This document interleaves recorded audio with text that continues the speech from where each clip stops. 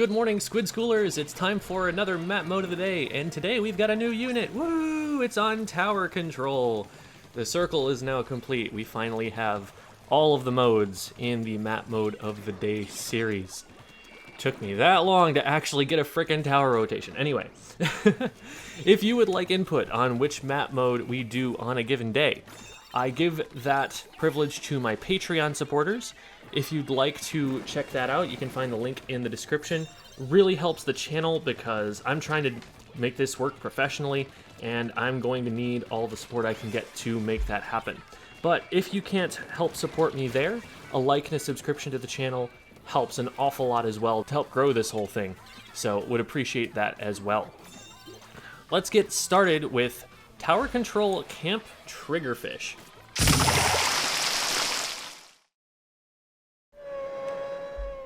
Tower Control is my favorite mode to analyze because the objective line is already on your screen. I don't need to draw it. I don't need to do anything.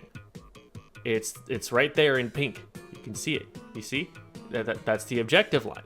It's the line that the objective has to travel around. It's the line where if you are here on this line, then your team needs to control this radius around that line in order for it to be safe. And we can just move that. So if the point on the line goes over to here, then where do you need to defend? Right here. It's super duper simple. Wait, there's more. 'Cause the next thing we want to think about in our analysis is, all right, based on where it has to go, where is the best position to defend it from? Where is the tower going to have the hardest time going through? And they've already drawn that on there for you too. It's these rectangles that they draw around certain points. The checkpoints. This isn't to say that Nintendo has done, exquisite analysis of which positions give you the best, high ground advantage over a given area. I'm sure they've thought about that to some degree, but the really big thing about that is that the tower has to stop on those locations for a certain amount of time that is indicated with the number up here. Have you been paying attention to this number? This number is really useful. It's a way that you can see where the tower is at in that checkpoint without having to look further up on the heads-up display. Keep an eye out for that in your next game. It might surprise you if you haven't been paying attention to that. You might ask, okay, well, why does it matter that the tower has to stop? You're still scoring points while you're there. Like, it's definitely possible to shoot someone off the tower while the tower is moving, which is true if you're an NZAP. If you're a charger, though, and the tower's moving, you've got, probably 2 shots before the tower goes someplace where you're at less of an advantageous position against it, and you have to reposition anyway. Certain weapons like to have certain static positions, especially long-range weapons.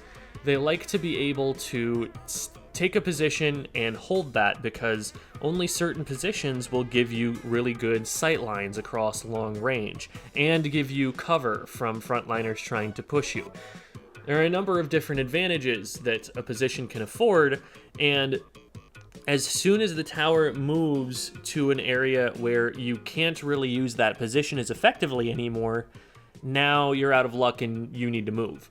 So really in tower control, what you always want to be doing, especially as a backline weapon, is rotating preemptively so that as soon as the tower gets to the next position you have a good advantage over, that's when you're in position and ready to go on it. What you're going to want to do, even as a frontliner who could attack the tower at any point on the line, is you want to look for the checkpoints, because that's when the rest of your team is going to be ready to back you up.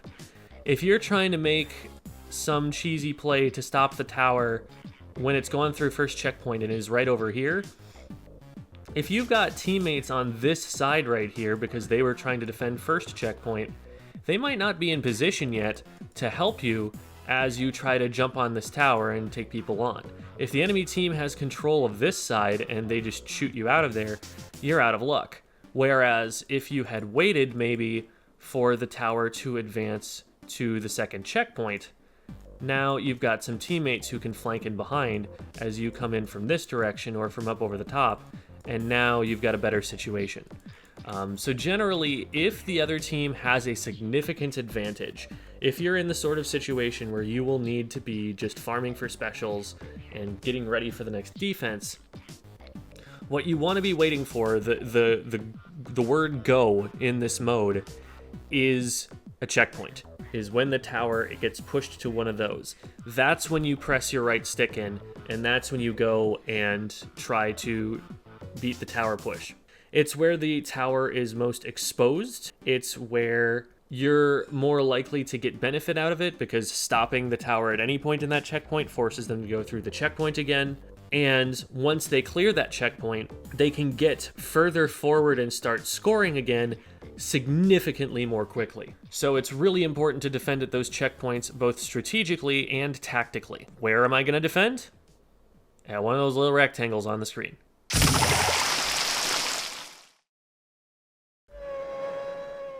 Let's talk about weapon rolls.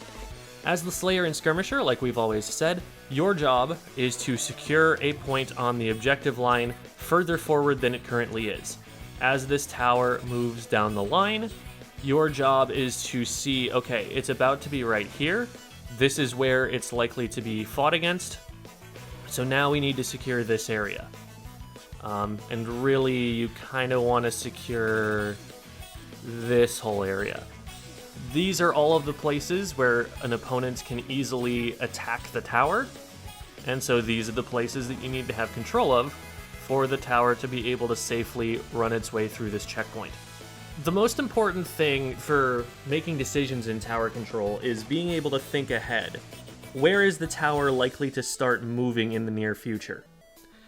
Because what sometimes I see in especially solo queue is that people go in and don't have enough of an awareness of the advantage state of which team has an advantage, so they don't know which direction the tower is about to be pushing.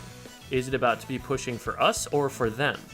What they'll do in a case like that is maybe they'll go out and they'll be like, all right, we're going to start securing the first checkpoint so we can push in. And then the tower starts going backwards away from them. And they're like, huh? Surprise Pikachu face? This is why, even in a mode as simple and on rails as tower control is, you still need to have an extremely high level of awareness to be able to make those predictions adequately. As soon as you see a teammate or two go down, you realize, okay, we're going to be on defense in the very near future. Let's rotate down and around to this first defensive stronghold before it gets all painted up by opponents so that we can be in the way as it starts to push into us. That's the sort of proactive play that you need to start making to really take control of a tower control match. Now, if it's pretty even, but you guys have a lot of specials and the opponents are pushed out, you might be able to put someone on the tower without having to get any picks at all, because you have overwhelming force, and as soon as the opponents do start to try and push in, you're already going to be in a position to stop them, because their positioning was too conservative, too far back. So reading the advantage state is going to give you the read on which direction the tower is about to be pushing. When it's going on offense, like I said, you're controlling this area right here. There are going to be people who try to defend from here. Maybe they run at you from this direction or from this direction. Something that not as many people use at lower ranks is this corridor right here on the inside of this ramp. That's something to watch out for. A lot of the time, people will just push into here and expect opponents to be in a position like this, and then they get jumped from behind by someone doing that. So that's something to watch out for. Also realize that this right here is a good hiding spot for defenders. It's not an advantageous place for them to fight from, but it is advantageous to them in that they can show up anywhere on this wall, because this whole wall is paintable, and pop up over the side at any location there.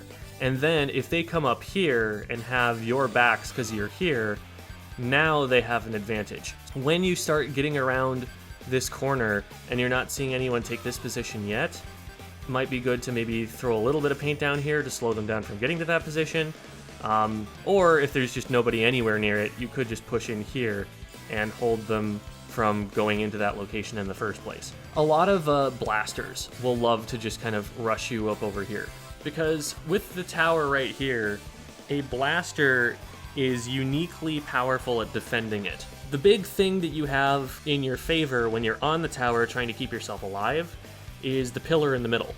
But the blaster, unique to most weapon classes, can just hit around that pillar. So it's very easy to clear someone off the tower with a blaster if they're trying to hide. You definitely, as the frontliner, if you're attacking this position, need to make sure that a blaster cannot get in this radius. As soon as it does, the tower needs to either dip out by jumping in like this direction. That is like their only option to get away. They come out this way, they're still in range of the blaster. They come out this way, they might be able to jump over to the other side, great, but then they've got to rotate all the way back around if they want to get onto the tower again. So really their only option is to jump off and land back on your team's zone here. Not ideal, and if their feet are painted, they're kind of stuck there. So you really need to enforce this against something like a blaster. They're uniquely powerful in that regard. Also, this grate right here, if left unattended, is one of the strongest places to stop this push from, because you usually have the tower riders back if you're standing from here. They're going to be worried about someone who's shooting them from the front, and so they're going to position themselves on the pole on this like back left corner. That's a perfect angle for somebody in the middle of the map to snipe. Make sure that, you know, you're not just completely turning a blind eye to this. This can stop the tower just as easily as a push from in front with a blaster or something. Now, the first checkpoint is usually not super difficult to clear because it's pretty close to mid, and if you've got yourself an advantage in mid, it doesn't take long to get somebody on the tower. The tower is short, so it's easiest to get on, and it's right there in mid, right around where most of the action is probably going to happen early. So it's usually easy to jump someone on the tower in a couple seconds and already be over here before the enemy team has had time to scramble a defense. There are those couple of points to watch, but it's really what happens after the first checkpoint that determines who wins the game. This tower path right here is one of the easiest tower paths to defend in the game. The tower rider really has nowhere to go from about here to here. They are completely committed to staying on the tower. If a stingray hits them in this time, they're just like, well, guess I'll die. There's really nothing else that they can do at that point. You'd think, wait, can't you jump over to this grate? I believe at about this point, and maybe I'm misrepresenting it slightly, but the tower is moving downwards towards the water as this happens, because this point on the map is way higher than this point on the map. And so as it goes down, the ability to jump across goes away, and the tower rider is just stuck on that path right there. So even if you're not like a stingray user, because I mean stingray users, if you just pop it between these two locations, I don't know what they do. I don't use stingray. Maybe there is something that they can do, but I feel like there's not much they can do if you're using it during that time. But let's say you don't have a stingray. Even then, if you position yourself right here, you have a right peek on anybody who's trying to come at you from this direction, so you're usually relatively safe unless they have already won a fight in this area. And what does the tower rider do? They can shoot at you, but they can't move. They can't get off the tower. Usually the defense, when you are on the tower and you realize, oh, somebody's shooting at me and I don't think I can win the fight, is you get off the tower. And you'd think, wait, but this is over the water. You can jump off the tower and land over here. You can jump from here and land on the tower. You can jump from here and land on the tower. The first checkpoint, the whole first checkpoint area, people think, oh, it's over the water, it's so annoying to access. It really isn't. From either side, you can just hop across. Just practice this jump if this is difficult, but from all of these different positions, the tower is completely accessible, and it just requires you to do the tiniest bit of platforming. You just need the tiniest little speck of paint at your feet to be consistently your color, and you can make it at least onto the side wall of the tower from like any of those locations. But once you get down here, that is no longer the case. From here, you just can't abandon the tower. You're committed all the way through it. So those are places where, you know, throw a bomb on this back wall, you know, throw a bomb on the tower. Throw bombs to make it so that they're forced to stand on one side of the tower and then shoot the other side of the tower. Easy peasy, you've cleared the tower. That really is the defense at any point in time against someone who's riding the tower, but there is counterplay to it most of the time in that you can get off the tower. You see a bomb go on tower and you're like, oh no, I'm not staying here. You can get out of there, but you can't do that from here to here. Once you get to second checkpoint, it's not that much better. Because yes, you can get off the tower, but you can only get off in two directions. You're on some of the lowest ground on the entire map, and you're extremely exposed in every direction. Someone can hit you from here, someone can hit you from on top of this wall, someone can hit you from down here, someone can hit you from here, someone can hit you from the rail, someone can be up directly over the top of you on these nets and shoot down at you, or if they don't want to mess with shooting down at you, they could just go squid form and land on top of your head. They could also, as if that weren't all enough, be pushing in from this direction. Once the tower gets here, what's the area you need to control? It's about like this. You control this, and you can be pretty confident the tower's going to be able to make it through. Note that that's a bit bigger of a circle than it was around the first checkpoint. That's one of the big reasons that the second checkpoint is so much harder to defend. Another thing that favors the defenders on this checkpoint is that this checkpoint is significantly closer to spawn. Whereas the first checkpoint, you know, you clear 2 players out of there, people are going to have to go all the way from here to the rail, all the way over, and get over here. That takes a really long time for them to do. But to defend this checkpoint, they just need to get to the rail, and they're already there. So you're going to meet more resistance on second checkpoint more consistently, and they're going to have better positions to beat you from. Couple of tips for breaking through this as the Slayer and Skirmisher. First of all, yes, it's important to clear this area out, and so they may need your help from there, but if you're a little further back, what can sometimes help is to actually have a presence on this side of the map as well. Because if you're just coming in from this side, and all the defending team has to do is look in this direction to see everybody, you're funneled in really hard. You put a defender here and a defender here, and as long as they've got the range to hit people, it's really difficult to exist here.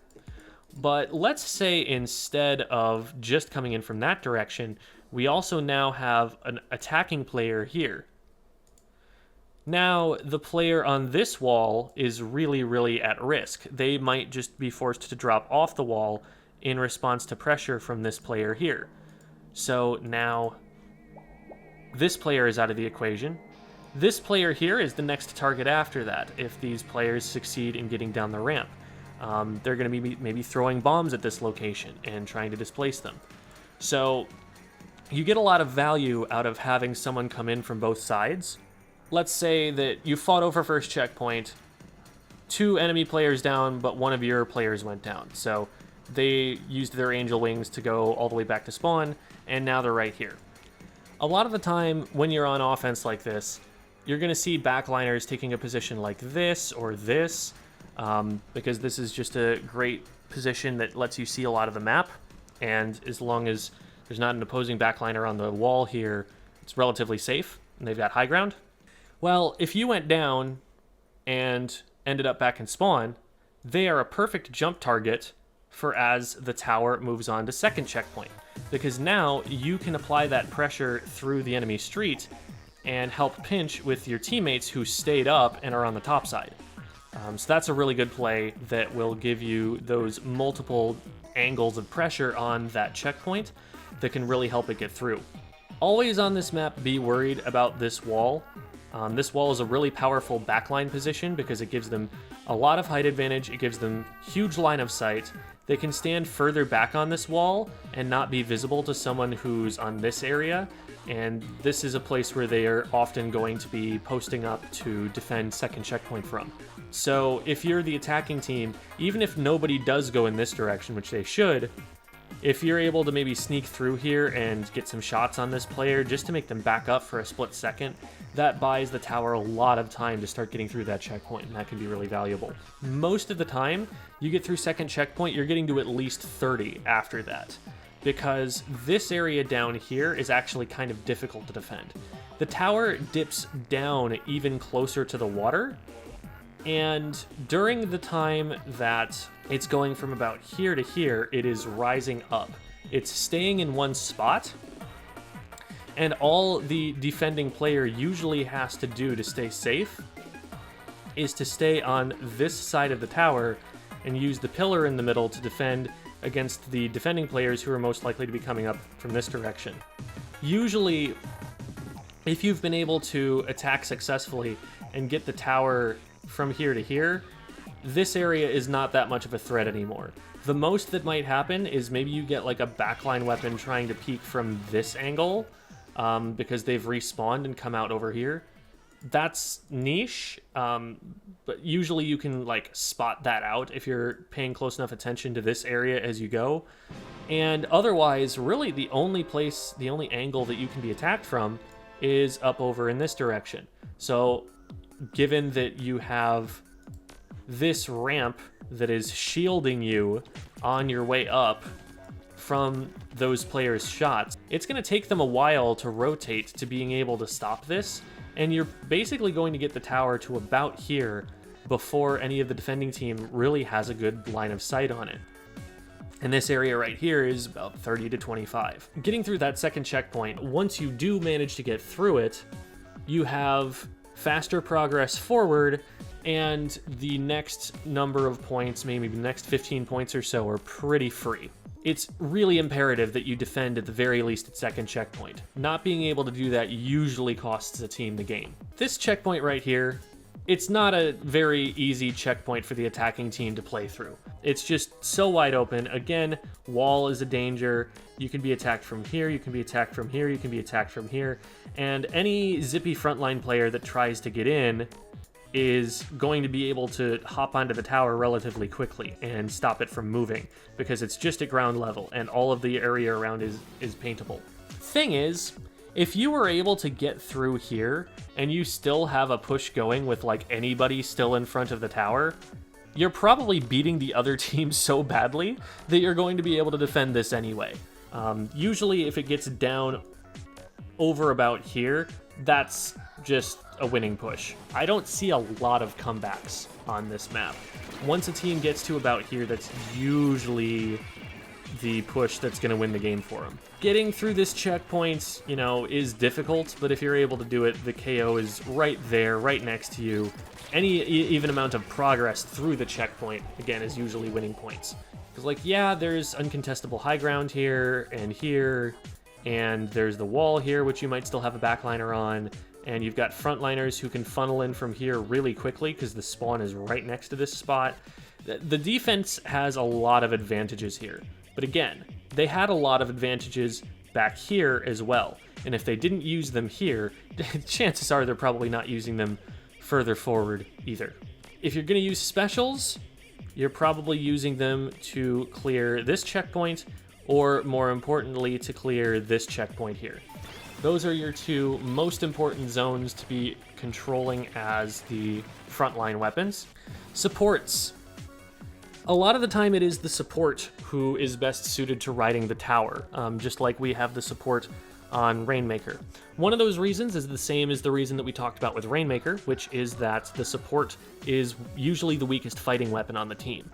But another good reason for putting the support on the tower is that it's really important on the tower to paint your feet and be able to move around on the tower using that paint. And a lot of the popular support weapons, take Junior and NZAP for example, are lightweight weapons. They're weapons that can not only paint their feet really well because they're shooters and they have a high fire rate, but also have fast movement speed. And so they're able to use that to zip around the pillar on the tower more easily. So they're often very good choices for it. Another really good choice is to put a backline weapon on the tower. There are some positions where the backliner should probably be trying to exploit that position rather than just being the tower rider. especially if your backline has a Stingray. Like I said, Stingray brutal on this map for tower control because there is an area where you just aim it at the tower and they probably can't do anything about it. So if you're on defense, then yeah, definitely, be playing around the Ray more than you are playing around the tower. Even on offense, if the other team has a Ray, you might need to save that Ray to use a counter Ray and try and save your tower rider. There are definitely situations where the backliner is going to get disproportionate benefit and you're going to want them to be off the tower. And again, the support's going to have a mobility advantage over most backliners. Most backline weapons are at least mid-weight. A lot of them are heavyweight, and so you're going to need to be really careful about how you ride the tower in those positions. As the support, it's very useful for you to keep areas painted because, remember, we have an objective line here, so the other team is going to want to control this, and then this, and then this, and you can kind of think about these arcs being on locations where they want to control. And you, as the attacking team, for example, if you get all the way out to here, if you paint up the area behind you as you go, that makes it take longer for the other team to unpaint all of that and be able to actually progress forward. And the longer it takes for them, the less the tower is able to travel before you have your teammates in position to get forward and get control. If the Slayer and Skirmisher has the job of pushing the point forward on the objective line, the support's job is to lock that space in, is to secure that space so that your team controls this area more strongly, and also so that even when you lose control, undoing that control for the other team is more difficult, takes longer. It also gives you more specials, which you can use at those important choke points to force the enemy team out of position. On a coordinated team, the support and backliner are typically going to have a conversation before the match starts about who's going to ride the tower when.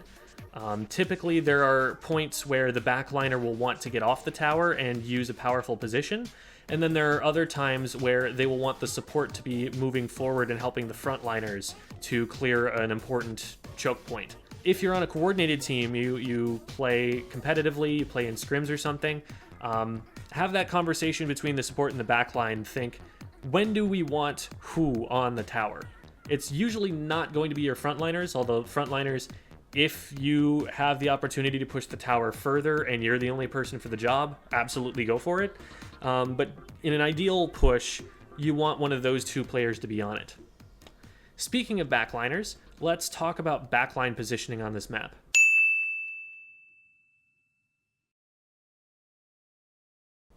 Backline positioning on this map is going to heavily depend on which checkpoint is being pushed by the tower. So if the tower is going to this location here, or it's anywhere in between first checkpoints on this line here, then mid is really the area that the backliner is going to have the most control over. Even if the tower is maybe over here, it's still useful to be controlling mid, because you control whether people are able to go back and forth and rotate through mid and use that for transit. You're also potentially able to get shots from here that will hit anywhere in the mid area, including over on this side. So your two most popular spots as a backliner are going to be up on top of this wall or up here if you're in this kind of neutral or defensive stance. These two positions force the enemy team to make you move to clear you out before the tower is really realistically going to be able to go somewhere. Once it starts moving to first checkpoint, usually this isn't something that you need a ton of power to be able to clear.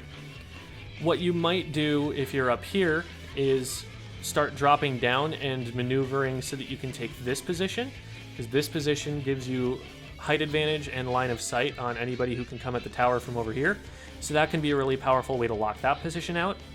What you could also do if you need pressure on the other side is you can maybe drop down from here or come over from here and take this position on the enemy side, provided that it's safe from someone on the wall over here.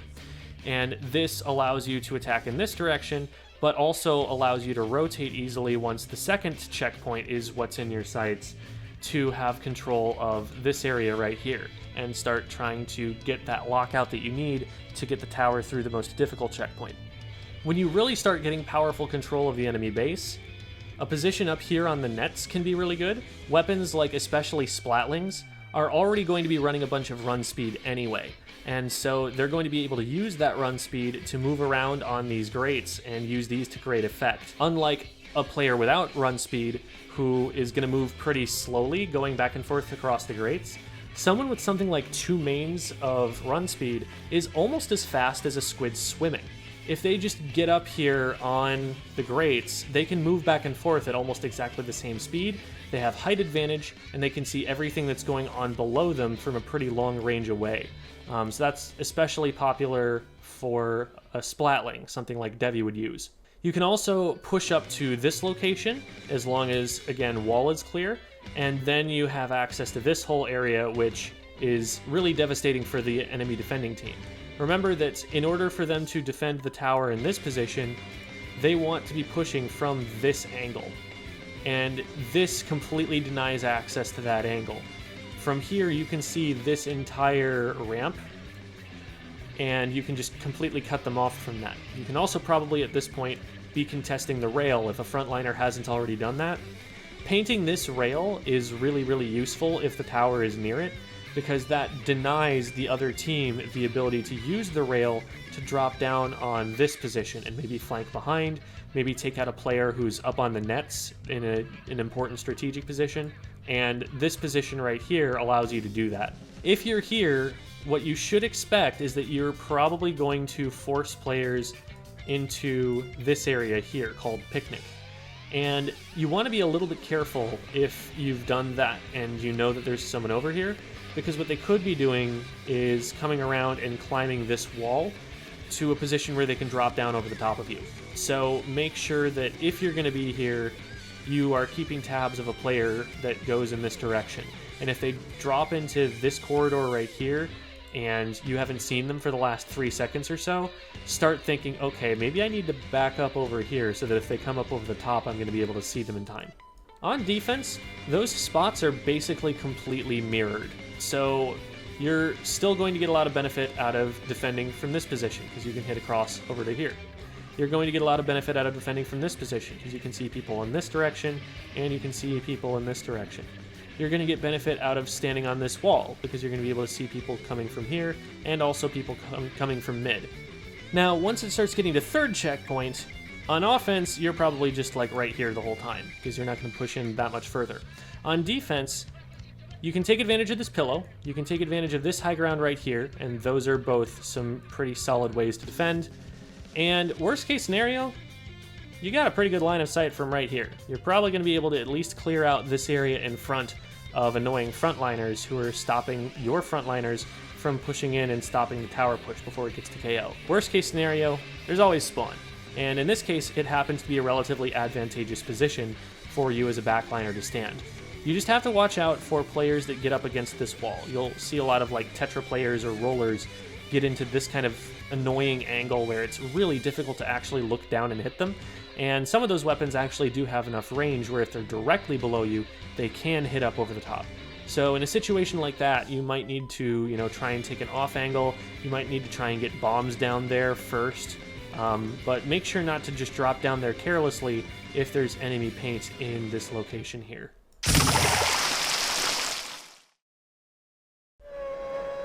Key positions. From the start, this area is really dangerous. Any longer ranged weapon that gets up there is going to have line of sight on a lot of things. Even as a shorter ranged weapon, you do still have enough range to hit about this far away from this location. Now, the shorter ranged weapon is significantly more disadvantaged because it's more likely to run up against a 1v1 matchup with a weapon that outranges it, and you don't want to be up against a weapon that outranges you when you're out in the open on a grate that you can't squid on and can't get away from quickly.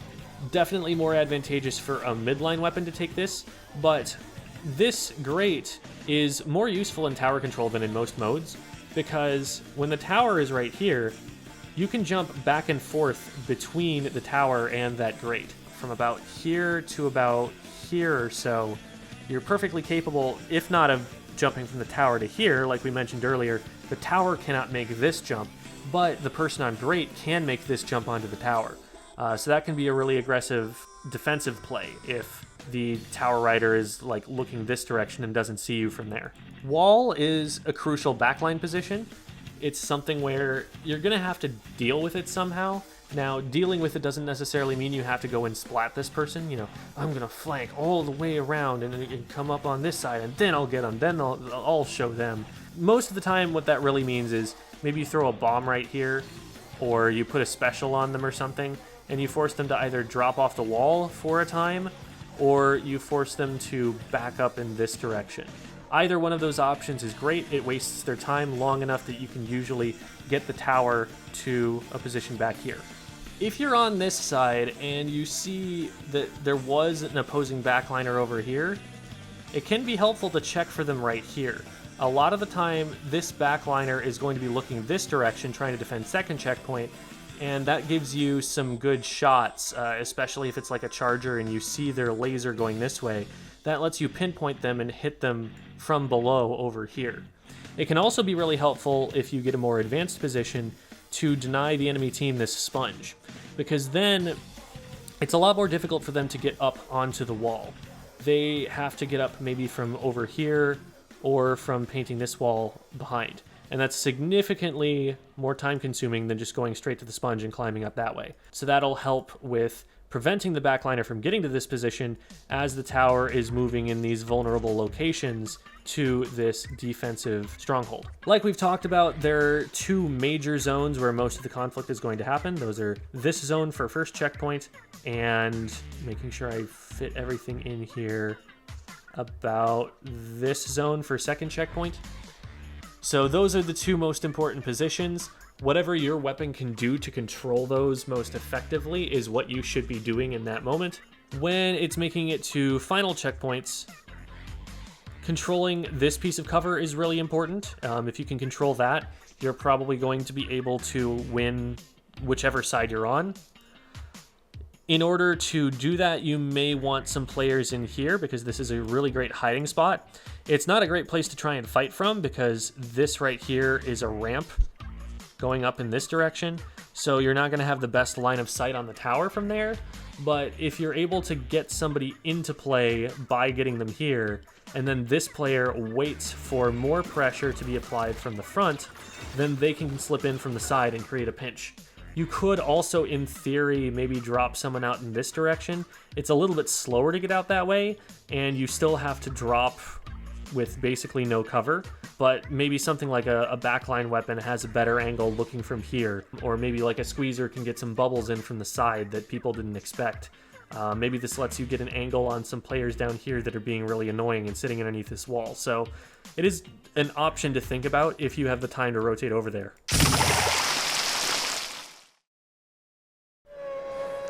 Main goals. You want to start off in neutral, get some kind of advantage that will allow you to push the tower. You put, ideally, your supporter, your backliner on the tower. You get them to first checkpoint, at which point your frontliners need to be controlling this area and potentially this grate over here. They don't necessarily need to be on this grate, but they should at least be throwing bombs across to discourage anyone from trying to use it. Then you make sure that it's safe, that you have an advantage again on your way from here to here, because otherwise the tower is probably just going to get attacked and go down. And then by the time you get it to second checkpoint, you want control of about this area here. If you can get it through that checkpoint, you're probably in pretty good shape towards winning the game, and you just try and get it as far as you can from there. Usually pushing up to here is pretty free, and at this point you're going to start seeing the defending team. So that is when you're going to need some pressure from this direction in order for the rest of this push to be safe. If you're able to clear this part and get it to third checkpoint, you're probably in a position where you're going to win the game. Make sure to control this area right here, and if you're able to do that and keep someone over here from getting to the tower, you're probably going to just KO right away. On defense, your best places to stop the tower from first checkpoint are going to be here, here, and here. Those are all angles that the tower rider has to commit super hard to defending against, and that any one of those positions will force them to look one direction, while somebody looking in another direction can pick them off. If you have some kind of special that can hit the tower from a good range away, use it between here and here, deny them from getting to that second checkpoint at all. A Booyah Bomb on the tower will completely stop it right here. A Stingray on the tower should probably be able to completely stop it. Missiles are a little bit less useful while the tower is moving, because the tower will move past where the missiles are about to land. It's also really weak on this particular checkpoint here because there's a grate over the top, and so the missiles will hit the grate instead of the tower. But really a lot of specials. Rain is really good here. Bomb Rush would work really well. You know, maybe put a bomb on the back of this billboard if you're trying to be cheeky. That's a play I've seen work before. There are a lot of different things you can do to stop it between here and here, and that's probably ideal. Because the fight over this is going to be really scrappy. If you do end up having to fight over this, make sure that you play safe up until that fight is about to happen. Make sure you have specials, make sure you have numbers advantage. Don't go in too early and feed. Be ready to make a full team defense at this location, and make it your goal to stop them before they ever get through this checkpoint in the entire game. If they do get through that checkpoint, and they're starting to move in this direction, you have basically one chance to stop them from getting to 30, which is you come up from this angle and shoot the tower rider from behind. Usually that's about the only shot that you've got of making it stop there. That, or if you do happen to have someone who's already over here, they can sometimes jump down onto the tower before it rides all the way up and stop it that way. Otherwise, you're probably waiting until it gets to about here, and you can actually put players up next to it and get them flushed off from around the tower. At third checkpoint, the tower is going to be level to the ground the entire rest of the way, so it's very, very easy for like a frontline weapon to just approach the tower and get up on top of it if they're not getting shot for trying. That should be the immediate goal. Getting on tower as the defending team is usually a good play because it's going to stop the tower from moving. So even if, you know, you're not immediately splatting that player, you're at least denying them the ability to move to the tower for the time that you're on it. Now, usually you do really want to be able to splat the player, because if they splat you cleanly, then the tower gets to keep moving and your team is at a numbers disadvantage. Be careful about that play, but as soon as you can get on the tower, it is a good idea to, because if they are off the tower and you're on the tower, it will start automatically moving back to mid.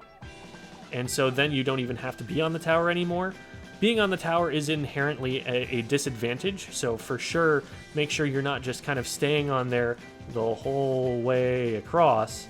Jump on the tower, tap it, get it to start moving back to mid on its own, and then you push forward and paint up and regain map control. Because it's really that map control that is going to let the tower move forward most efficiently, not you making it move slightly faster to get out of your own base. Finally, if it's on this home stretch, try to use this piece of cover, try to use this high ground, try to throw bombs or do something to delay the tower. Suction bombs are especially powerful in this game mode because you can stick those very easily to very specific points on the tower. And if you ever see a bomb on the tower and you're near enough to shoot the tower, shoot the opposite side from the bomb. That way, the bomb will force them to the side that you're shooting, or your shooting will force them to the side that your bomb is on. They have no way to stay on the tower if that's happening. Same thing with another player shooting the tower. If you see them shooting one direction, don't shoot the same direction. That doesn't change anything for the other player. Their safe spot is still on the opposite side of the tower from where it's being shot. If you shoot both sides, though, now the player actually has nowhere that they can stand, and you either get the pick or they get off the tower. And that's the goal. You either get the pick or they get off the tower. So make sure that you're playing around your teammates well in that regard. As soon as you see that somebody else is helping you defend the tower, take that help and use it instead of just making a redundant push on the same side of the tower.